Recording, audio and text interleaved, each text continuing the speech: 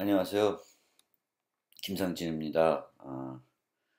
수업 시간에 녹화한 것이 음성이 녹음이 안 돼서 집에서 처음부터 파워포인트를 띄워서 한번 녹음을 해보겠습니다. 도움되시길 바랍니다. 이 시간은 그 C++11 그리고 C++14에 있는 여러분들이 알면 좋을 것 같은, 또 이번 자료구조 수업에서 활용하고자 하는 그런 피처들, 새로운 피처들에 대해서 설명을 드리겠습니다. 이제 설명드릴 피처들은 대략 이런 종류입니다. 총 C++는 1998년도에 처음으로 표준이 제정이 됐고요. 2003년도에 두 번째 버전이 제정됐고, 이를 우리가 C++03이라고 합니다. 그리고 지금까지도 주로 우리가 사용하는 C++의 버전은 C+03을 많이 사용합니다. 아마 C++ 수업에서 여러분들이 배우는 문법은 C++11, 14가 아니라 C++03 버전에 있는 내용들을 배웠을 것입니다. 하지만 시대가 빠르게 그 기술이 발달하면서 C++ 표준 그 기구에서도 그 C++ 언어를 그냥 예전 상태대로 그대로 두는 것이 아니라 계속적으로 업데이트, 그 발전시켜야 되겠다라는 생각을 가지게 됐고, 그래서 2011년부터 3년 주기로 C++ 표준을 갱신하기로 했습니다. 좀 더 정확히 얘기하면은 6년 주기가 된 것입니다. 즉 3년 주기마다 새 표준을 발표하지만 중간 단계에 있는 그 표준은 기존 표준에서 보완된 부분, 이런 것들을 이렇게 큰 변화 없이 보완하는 그런 버전이 되겠습니다. 즉 C+11이 아주 기존 C+03보다 많은 기능들, 또 발전된 그런 버전이라고 생각하시면 되겠고, 그 3년 뒤에 발표된 C+14는 C++11에서 약간 문제가 됐건 또는 보완된 부분만 보완된 그런 형태로 보시면 되겠고, 올해 이제 곧 확정이 될 C++17은 좀 더 많은 변화가 예측되고 있습니다. 우리 수업에서는 비주얼 스튜디오를 사용하지 않고 이클립스에서 그누를 이용해 가지고 C+11, C+14에 있는 표준 그대로 프로그래밍을 하려고 합니다. 그럼 비주얼 스튜디오에서는 이런 표준들을 사용할 수 없나? 그렇진 않습니다. 여기 사이트에 있는 것처럼 여기에 가보시면, MSDN 마이크로소프트 사이트에 가시면 각 비주얼 스튜디오 버전마다 C++11 또 C+14에 있는 기능 중에 어떤 것들이 지원되고 있고 지원되지 않는지 나와 있습니다. 보시는 바와 같이 모든 기능들이 다 지원되고 있지는 않습니다. 그래서 우리가 비주얼 스튜디오를 사용할 경우에는 완벽하게 표준을 대로 프로그래밍 하기는 쉽지 않습니다. 그래서 이번 학기에 이런 환경에서도 우리가 한번 개발해 보고서 다양한 경험을 해볼 수 있을 것으로 기대됩니다. 다시 PPT로 돌아와서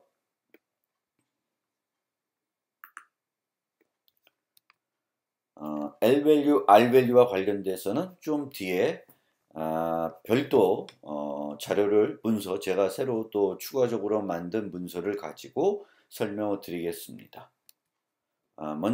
제일 먼저 설명드릴 그 새로운 피처는 오토라고 하는 키워드입니다. 우리가 변수를 정의할 때 보통 int n equal 10, 뭐 int n, float f, 뭐 double d, 뭐 이런 식으로 우리가 변수의 타입을 명확하게 우리의 의도를 나타내서 정의를 하는데, 이제 C++11 그 이후부터 라이브러리들이 템플릿 기능을 쓰고 복잡해짐에 따라서 타입의 이름도 매우 길어지고 있습니다. 그리고 간혹 의도하지 않은 프로그래머의 실수를 하는 경우도 있고, 명확한데도 우리가 그것들을 또 그런 타입들을 반복해서 써야 되는 불편함도 있습니다. 그래서 C++11부터는 변수를 정의할 때 정확한 타입을 쓰는 대신에 오토를 쓸 수 있게 해줬고, 이 오토를 쓰게 되면은 세 가지 효과가 있을 수 있다고 합니다. 첫 번째가 프로그램의 실수를 줄여줄 수 있다. 저희처럼 타입을 명확하게 모르는 경우에 또 편리하게 쓸 수도 있고요. 그리고 이 오토를 그 긴 이름 대신에 쓰기 때문에 프로그램을 간결하게 해주는 효과도 있습니다. 아래에 예시된 코드를 보면은 원래는 vector int 땡땡 const iterator 뭐 이런 식으로 이름을 길게 써야 되는데 이제 C+11부터는 요 대신에 그냥 오토라고 쓰고 우리가 사용을 할 수 있게 됩니다. 우리는 vi.begin, vi가 벡터라는 걸 알고 있고 begin이라는 그 메소드는 iterator를 부르는 것이기 때문에, 그리고 지금 받은 인자가 const 벡터이기 때문에 const iterator를 쓴다는 것을 이해할 수 있습니다. 따라서 오토라고 쓴다고 해서 우리가 CI가 뭔지를 모르는 그런 것도 아니고요. 좀 더 간결하게 쓸 수 있게 해줄 수 있습니다. 또 하나의 장점으로는 만약에 우리가 그 밑에 있는 펑션 함수의 서명을 바꾼다고 했을 때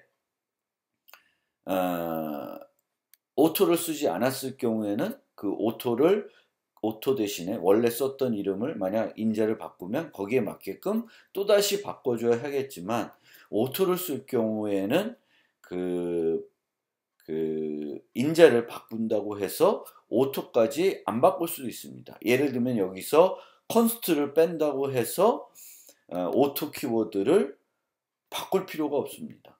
하지만 const를 빼면서 const iterator가 아니라 일반 iterator를 쓸 경우에는 예전에 const iterator 썼다 그러면 바꿔줘야 되겠죠. 그래서 그런 문제를 또 해결해 줄 수 있는 장점도 가지고 있습니다. 하지만 이 C++11부터 이제 오토뿐만 아니라 우리가 어떤 키워드를 썼을 때 그 키워드가 의미하는 타입이 뭔지를 컴파일러가 이제 유추하게 되겠고, 그 유추가 프로그래머의 의도와는 다를 수가 있고, 그게 달라지면 프로그래머가 생각했던 결과와 다른 결과를 우리가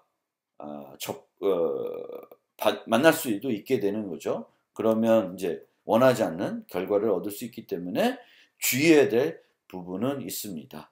그러면 그 C+11 이후부터 컴파일러가 프로그래머 대신에 타입을 자동적으로 유추하는 그런 키워드 또는 기능은 뭐가 있냐면 오토와 뒤에 있는 템플릿이 있습니다. 템플릿. 그래서 이 두 가지 곳에서는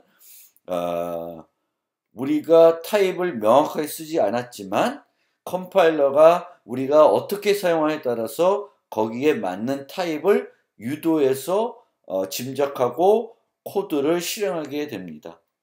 보통은 우리의 일반적인 생각과 컴파일러의 생각이 다르지 않기 때문에 크게 문제가 되진 않습니다.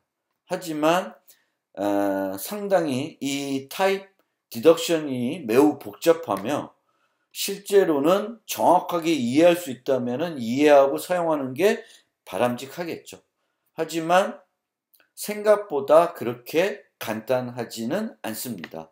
그것의 이유는 두 가지가 있는데, 첫 번째는 기존의 C+11 이전에는 어떤 타입이 있을 때 세 종류밖에 없습니다.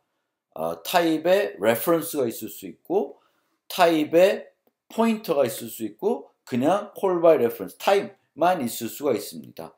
근데 C+11 이후부터는 2개짜리가 있죠. 레퍼런스를 2개 쓰는 것이 있습니다. 요거를 이제 일반적으로 쓸 때는 R value reference라고 하는데 이 템플릿에서 쓸 경우에는 그것이 universal reference라고 스콧 마이어라는 사람은 이름을 하고 있습니다.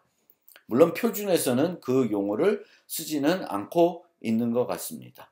그렇지만 뭐 universal reference라는 용어가 그렇게 잘못된 용어는 아니기 때문에 제가 수업에서는 그 우리말로 범용참조 또는 영어로는 universal reference라고 얘기를 하겠습니다. 따라서 저 기능, 요 빨갛게 되어 있는 요 부분이 추가됐기 때문에 더 우리가 해석을 할 때 복잡해진 측면이 있다. 그게 이제 첫 번째고요. 두 번째는 이것이 없다고 하더라도 우리가 어떻게 썼을 때 이 t가 그냥 int로 해석되는 것이 아니라 constant로도 해석이 될 수 있다는 것입니다. 한 가지 예만 보겠습니다. 이런 범용 메소드가 있다고 메소드를 한번 f라는 함수를 생각해 봅시다. 이 메소드는 t라고 하는 템플릿을 썼고 reference를 옆에다 붙여 놓은 상태이죠. 그러면 우리가 이 f 함수에 어떤 값을 전달하냐에 따라서 파람이 실제로 갖고 있는 타입, t가 실제 어떤 타입이 되는지 달라지게 됩니다. 그래서 fx, x는 int예요. 그러면 t는 int가 되겠고 우리가 t reference로 했기 때문에 파람은 int reference가 되게 됩니다. 그런데 두 번째로 cx는 constant예요. 상수가 됩니다.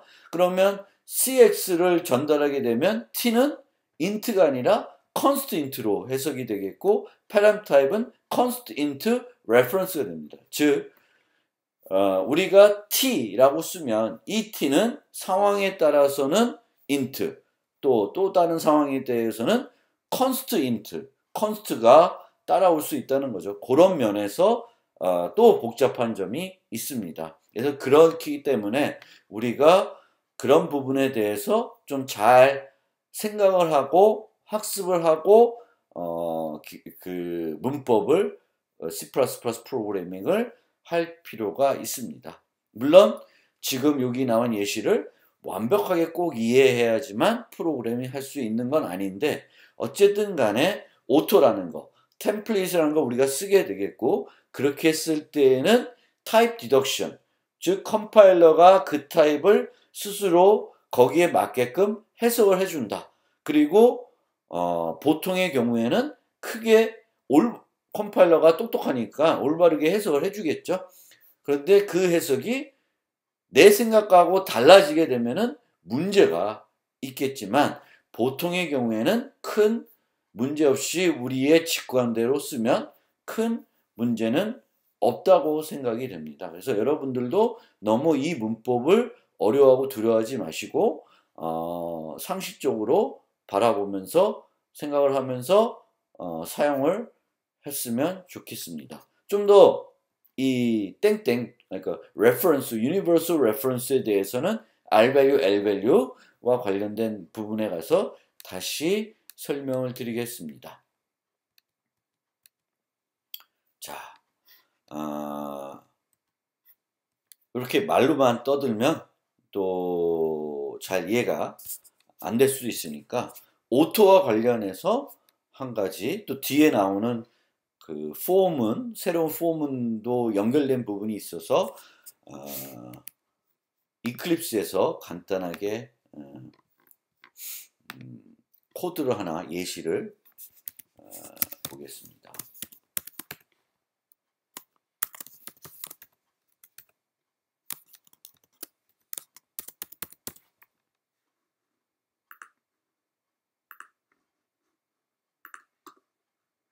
이때도 몇 번 누르다 보면은 내 의도와 상관없이 크로스 GCC로 갈 수 있는데 저는 맥을 써서 맥 OS X GCC를 이제 쓰는 거고 윈도우에서 할 경우에는 맥 OS X GCC가 아니라 그 미니멀 GNU를 사용해 주시면 되겠습니다.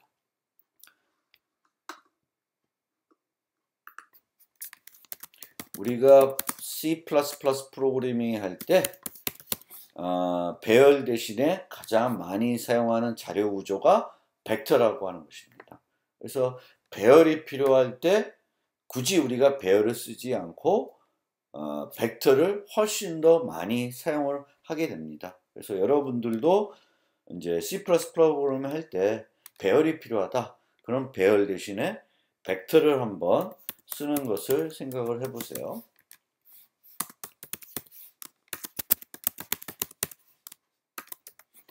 이제 이렇게 벡터를 만들면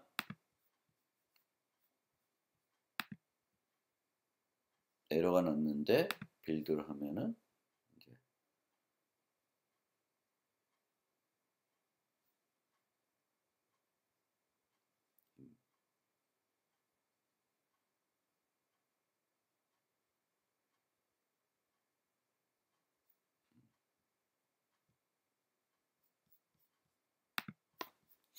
프로퍼티가 아직 설정이 안 되어 있는 것 같습니다. 그래서 세팅에서 맥에서는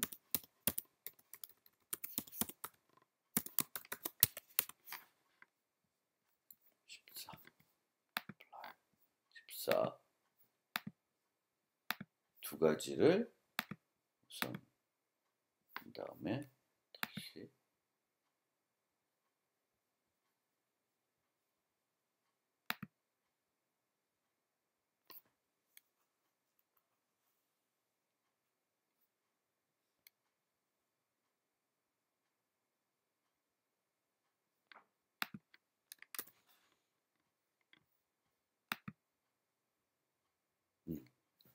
저장을 안 해서 예.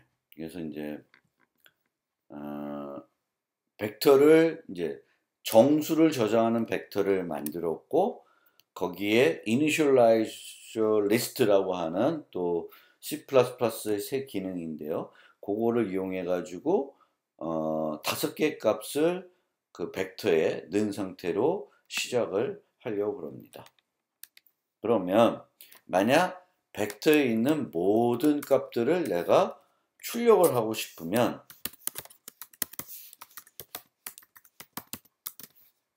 예전 방식에서는 여러분들이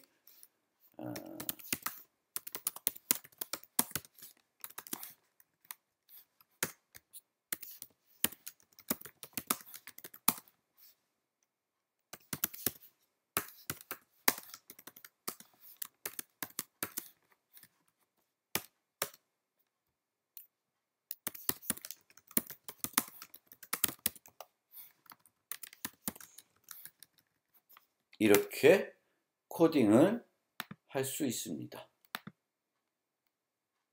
그러면 1, 2, 3, 4, 5가 출력이 됩니다. 하지만 이런 예전의 폼은 인덱스를 이용한 폼은 대신에 내가 사용하는 컬렉션이 길이가 그 갖고 있는 길이가 그 데이터가 몇 개 있는지 알고 있다 그러면 그 끝이 어디인지 알고 있다고 생각이 되면 이렇게 옛날 방식을 쓰는 것이 아니라 오토를 이용한 for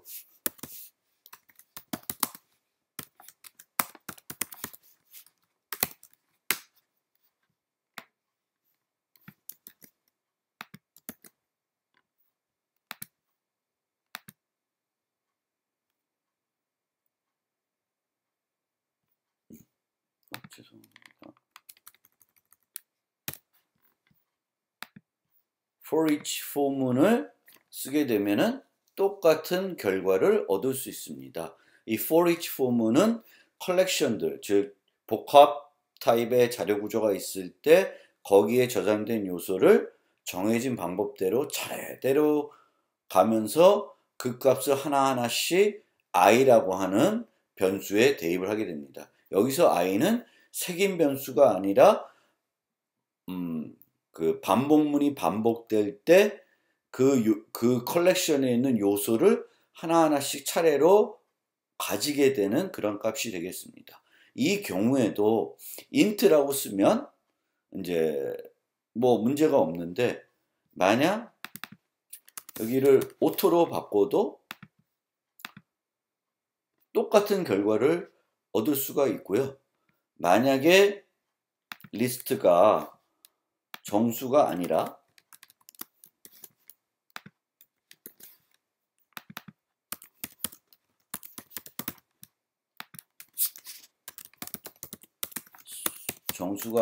스트링이다.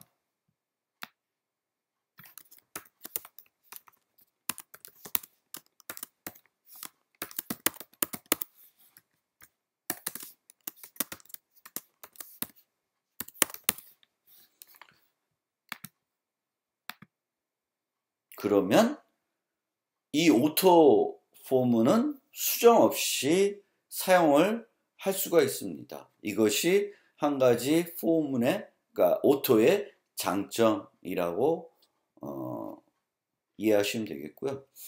우리가 이 오토를 쓸 때에는 이 오토 자체에서는 그 주어진 타입이 reference인지 아닌지는 판단을 안 합니다. 그래서 만약에 내가 reference를 원하면 항상 오토 뒤에 또 reference 그 기호를 붙여줘야 됩니다. 예를 들어서 우리가 수정을 하고 싶다. 이제 리스트에 있는 값들을 바꾸고 싶다. 그러면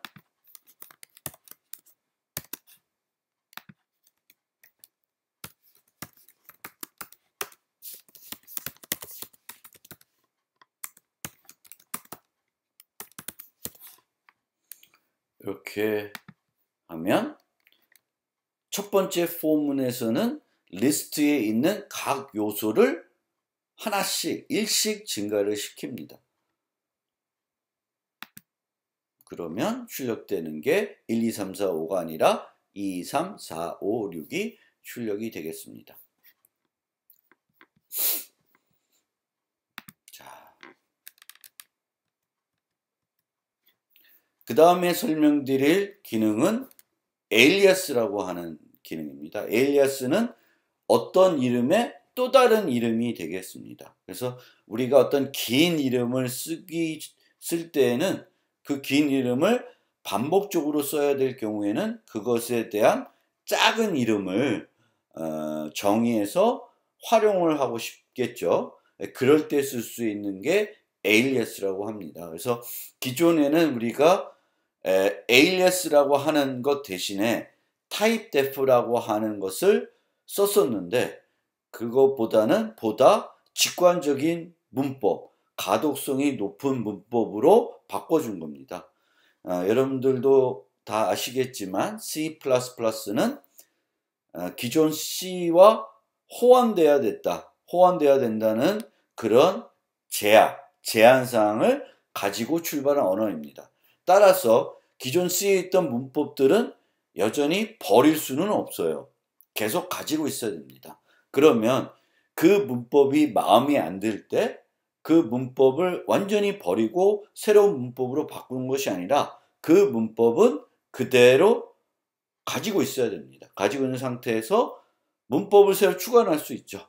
그렇게 추가가 되게 되면은 기존 다른 데서는 컴파일이 안 되겠지만 새 버전에서는 컴파일이 되는 겁니다. 즉, using alias 같은 경우에는 using을 쓰게 되면은 기존의 C++ 03이나 C에서는 컴파일이 안 되겠지만 이제 C++ 11, C++ 14를 지원하는 그런 기능, 그 지원을 해놓고 활성화해 놓고 쓰면은 using을 이제 편리하게 쓸 수 있습니다. 그래서 우리가 자료구조 시간에 이 using도 가끔 사용을 할 예정입니다. 그 다음에 이제 소 기능이 for each 포문이고, 요거는 아까 그 오토 설명드릴 때 설명드렸으니까 이제 추가적으로 또 설명드리지 않겠습니다. 어쨌든 이 for each 포문과 기존의 포문을 우리가 비교를 한번 해보면 색인이 필요할 때는 기존 스타일대로 해야 됩니다. for int i는 equal 0 뭐 또 쭉쭉쭉 가는 그런 형태를 써야 됩니다. 하지만 색인이 필요 없다. 색인이 필요 없을 때에는 이 for each 포문을 쓸 수가 있고요. 근데 이 for each 포문을 쓸 때 주의할 점은 이 끝이 어디인지를 알고 있어야 된다라는 거죠. 만약 끝이 어디인지를 그 컬렉션에서 제대로 관리를 못하고 있다 그러면은 필요 이상 또는 잘못된 결과들을 얻을 수도 있습니다. 벡터는 항상 저장되어 있는 요소의 개수를 알고 있기 때문에 이제 그런 실수를 안 할 수 있습니다. 자, 하나를 또 테스트를 해보겠습니다. 자,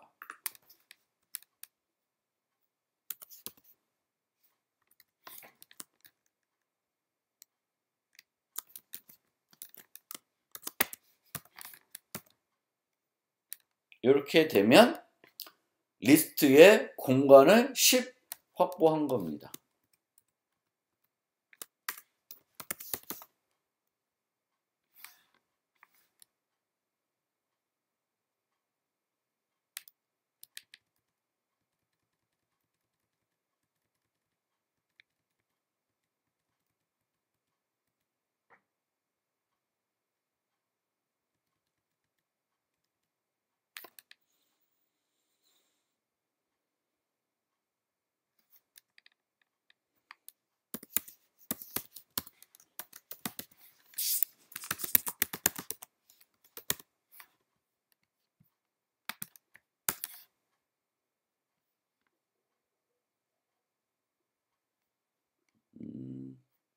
이게 아닌가 보죠. 잠깐만 찾아보겠습니다. 여러분들도 공부할 때 잘 모르면 찾아보면 됩니다. 11부터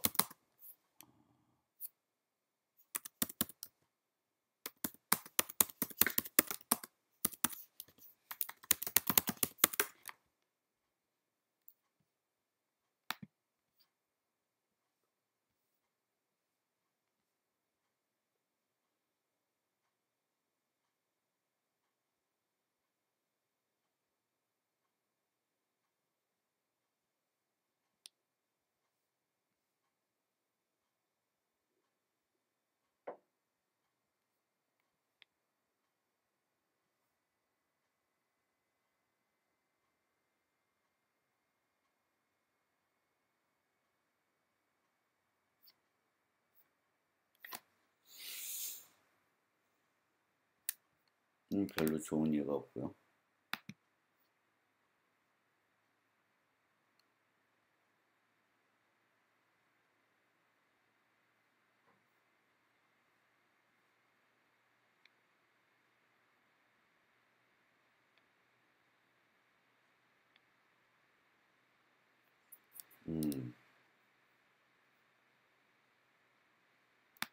요거 좋네요. 요거 한번 써봅시다.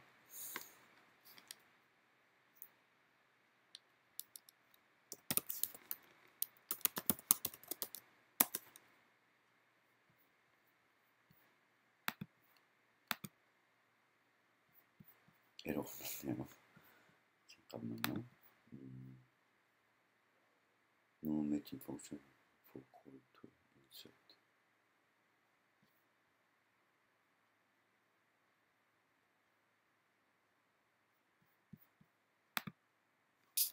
이게 아닌가요?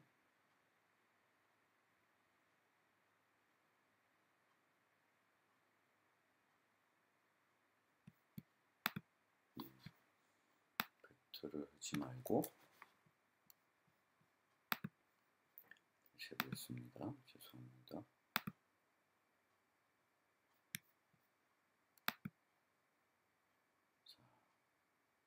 이 경우에 보시면은 리스트를 10개.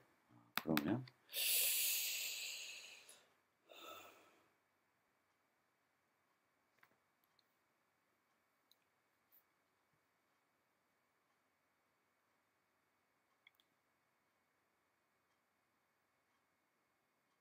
앞에 다 0이 들어갔네요. 리스트 엔드니까 10개의 공간을 확보해 놨다 그러면 뒤에 들어가 있는 형태입니다.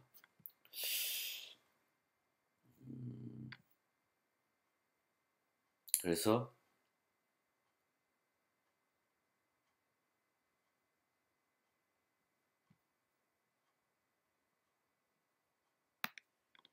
그냥 해보죠. pushback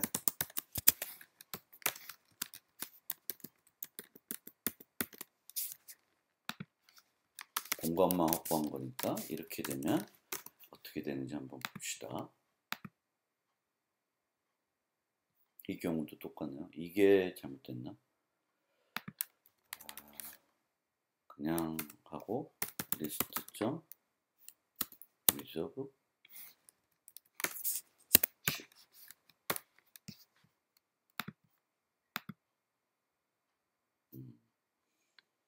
이렇게 해야 되나 보네. 이 10.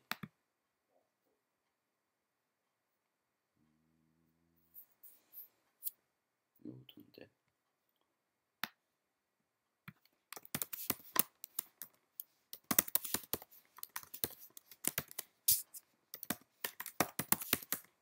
리스트.end 1, 2, 3, 4, 5 그러면 똑같이 공간은 10개 확보하지만 실제 안에 들어가 있는 것은 5개만 들어가 있는 거가 되는 겁니다.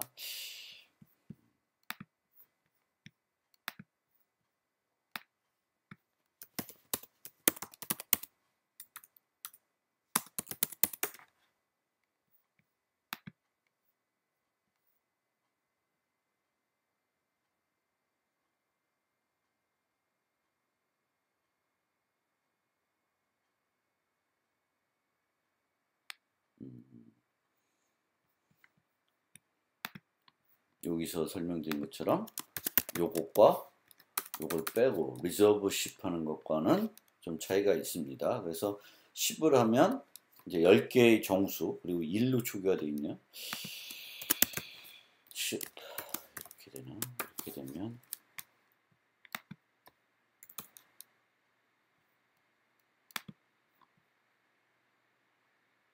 신텍스 에러가 나네요.